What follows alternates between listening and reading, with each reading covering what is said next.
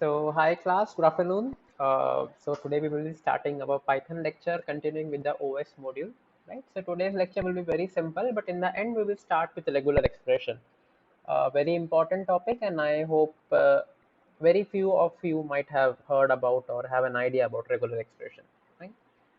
So yesterday we saw how do we access directory, traverse directory, and go inside the directories, right? So today we will be seeing how to access how to basically check for paths, right? So let us directly jump into the program. Just let me check for the chat window first. Okay, there are no chats. Yeah.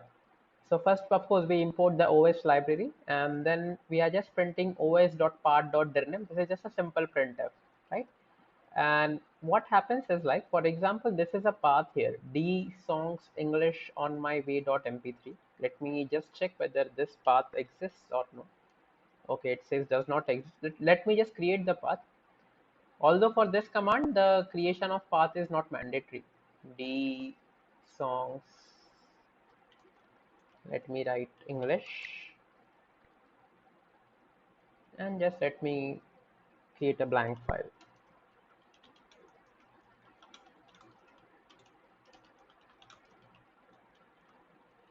This is just a blank file. You can just use the touch command to make it. So for example, given any file, if you want to find the path of the directory, right? So basically on my way.mp3 is located in this particular directory, right? D songs English. So this path.dir name, right, gives me the directory name. So let me put an exit here. When I put an exit here, and let me just run the code now, right? So when I run the code, so you can see OS path dir name is D songs English. That means this particular file is located into this particular directory.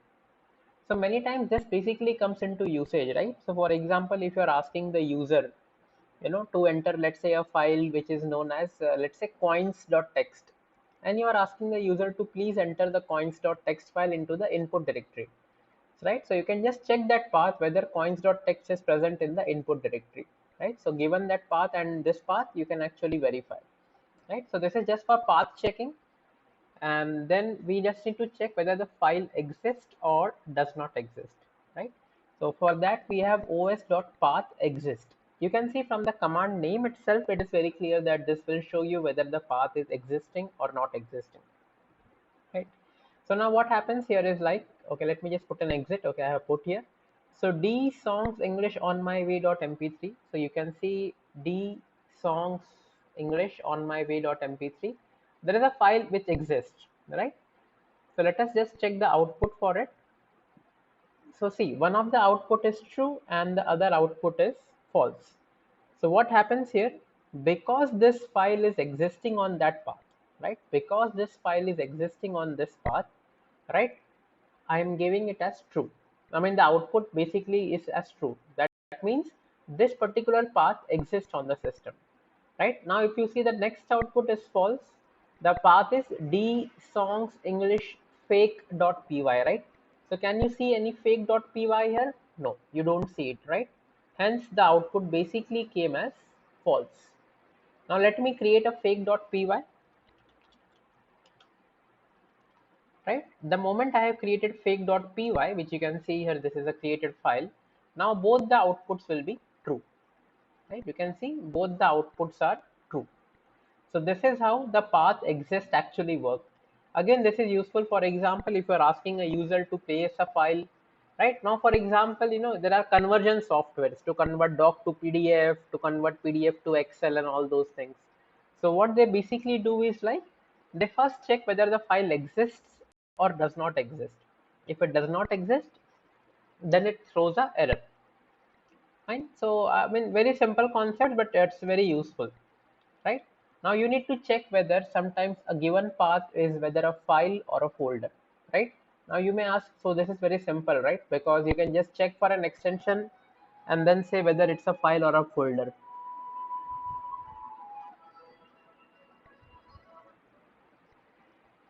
So for example, see, D songs English on my way.mp3 is a file, fine, because it's a physical file here.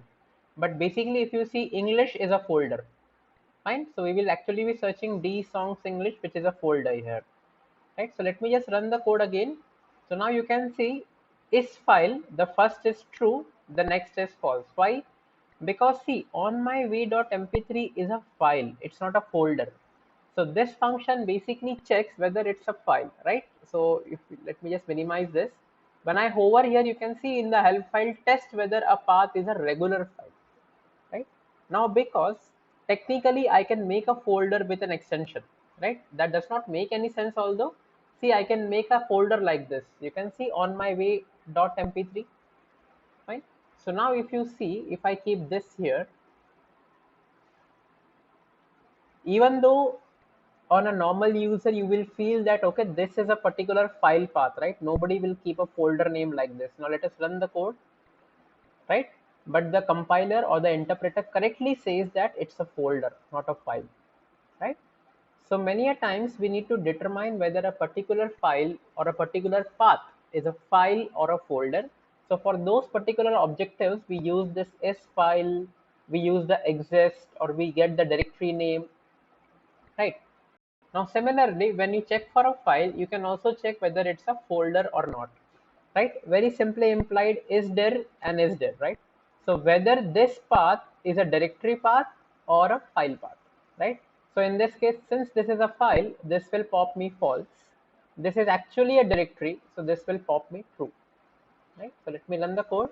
You can see the first path is false because on my way.mp3 is an actual mp3 file, and the next path is clearly a folder, right? So this gives me a folder path, right? Now at times there is an option which is known as join. Now why do you require join, right? So basically a file is located into a folder.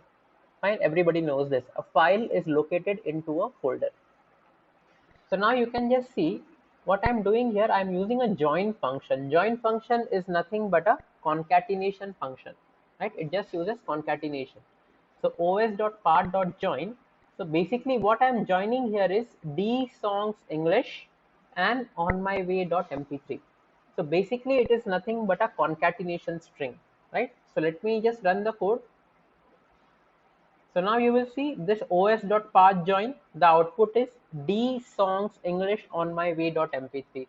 This is nothing but a concatenation, right? Now you will ask, why did not we actually just directly write this one, right? So I can just say print, and I can just write here this plus mp3,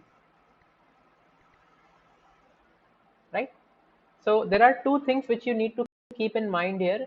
See, when I do the OS path join, it automatically puts a backslash. See, I have not given any backslash here, right? I have not given any backslash here, right? And this file name is also without any preceding backslash. There is no preceding backslash here. But when you see the output, you can actually see the os.path has added a backslash automatically when it uses the join command, right? But if you directly use the print statement here, you can see the slash is not automatically put. Fine. So this is how basically there's a small difference. Of course, you can do the same thing by using a print and a concat statement. But of course, the library OS provides you with this module because it may so happen that you may ask the user for an input file, and then you need to actually join two or more paths basically, right? For example, you may have one path for the input file, you may have another path for the output file, and then you can use the join clause to basically join the paths of the file, right? Because not always that you know the file name beforehand. In your program, you may compute that you may ask the user to enter the file name with which it will actually save the file. Let's say the user says that okay, calculator.txt, right? So you will just do D songs English, whatever the location is, comma, whatever is the input name given by the user, right? So this is how basically it happens. Now let us see further, and let me just clear some screens above. So after join, the antonym for join is split, right? So let us see what split does. So let me run the code. So you can see we have os.path.split, and I'm specifying the D songs English on my way.mp3. Fine. So you can see what it has done actually. So os.split basically does is, see, D songs English, and it makes on my way.mp3. So remember what the split actually do. See, whatever string that you gave, when you do os.path.split, what it does is like, it goes from the last, right, and just separates out the last entity before slash, right? So if you see, if I read this file in a reverse manner, basically if I read this sentence in a reverse manner, so let me just go back to the drawing board. Anything, I think it's very intuitive enough to understand, but let us just go back to the drawing board. So when you do os dot path dot split, fine, and you have a raw mode, you say d colon songs, and then you say on my way.mp3, right? So the bracket is closed. So let me change the pen color. So what does split basically do is like, first check how many we have slashes. We have 2 slashes here, right? It goes to the last one and splits in this. So this is the split and this is the split. This is how basically it works. Now you can see the split basically, and now you can see the output is in the form of a tuple. How do you see that? Because we have round parentheses. So output is in the form of a tuple. Now see what I'm doing in the next case, I am giving the out in the path as a folder path, D songs English. So split will always split whether it's a folder name or a file name.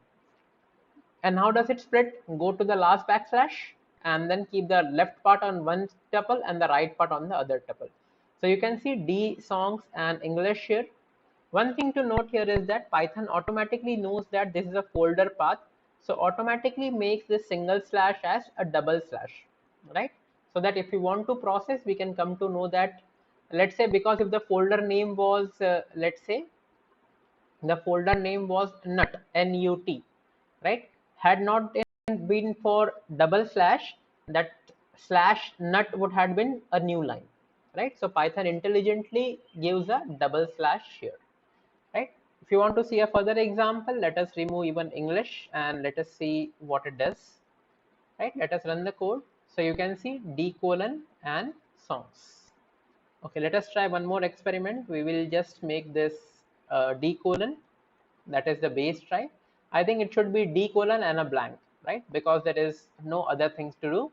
So we just have the D colon and this particular thing, right? So this is basically useful when given a particular file path, you can actually split out the file name and the folder path, right? So that is how you can actually go. So now let us move to other things, right? So this is the main usage of split. So what happens, as you saw in the split, we are getting 2 parameters, right? From the last we are getting the file name, and from the first we are getting the file path. So as you know, in Python we can just declare it in this fashion: directory name and file name, that is f name. So we split basically on the path and then we display both the things. So you already know what will be the output, but we will just check again, right? So you can see D songs English and on my way.mp3, which is nothing but basically this is the same string which has basically been extracted out of the path, right? So I think quite an easy module and quite a easy and very useful, but right, you can do so many manipulations, right? People actually try to go for Linux command line, but I think Python provides a very easy way of manipulating files through this. So now we have a new library which is known as glob, right? Glob basically is used for pattern matching and all those things, right? So first we will see the output and then we see how glob actually works. Fine. So okay, import OS, then we have a clear screen command here, right? And then I'm doing print glob.glob, right? And you can see I'm giving a directory D programs mix, right? So let me just show you first key what is in that particular path. So you can see in the D program mix, I have some C programs, some C++ programs, some Java codes, and some Python codes, right? I have all these things. So now what happens here? If I want to display only C programs, right? Again, you can see in this directory, you have C programs, CPV programs, Java programs, and Python programs. Now, if you only want to see the C programs here, so you can use a wildcard here, star.c. Star means this can be anything, any number, any string, spaces, characters, alphabets, anything. Dot C means the extension should end in C, right? So what I'm doing first, I'm only printing the value, and okay, let us, instead of printing, okay, let me just print the code, and then you will understand what is happening. Let me exit the program here, right? So when I run the code here, so now you can see I get a list output, right? Why the list? Because we have the square bracket, and within the list I am getting all the C programs, right? So you can see, so now if I come to this folder, how many C programs I have? 1, 2, 3, 4, 5, right? And now if you will see how many programs I have here, 1, this is program 2, program 3, program 4, and program 5. So do you see how powerful glob is, right? So for example, in a folder, let's say you have all the movies, right? Movies may not be a good example. Just assume you have some video clips, let's say of some sports or something like this. Let's say you have 15 video clips. Some are MP4, some are AVI, some are MKV. Now let's say you write a converter to convert MP4 into, let's say, MKV format or any other format. So what you can use, you can basically use the glob operator to actually scan only the MP4 files and then work on those. And the best thing about this glob function is, say it returns the output in the form of a list object, and that too it provides you the complete path. Even though we already mentioned the absolute path here, it still gives me the complete path, right? So advantage here is that what I can now do is, like, I can store this object into a variable, and then I can iterate over this variable. Just check this output, guys, right? So you can see how wonderfully the output is formatted here, right? So I can work on every C program in this particular for loop, right? So that is the use of glob, right? Now let us do one thing. Let us try to check the py files. Let me just check if I have Python files. Yeah, I do have 3 Python files here, right? So let me check for the Python file. See, it basically gives me the output for Python files. Fine. So guys, I think we can just take a break for 4 minutes. It's 12:22. We return at 12:26. Fine. 12:26, 12:27 we will return. Doubts are always welcome.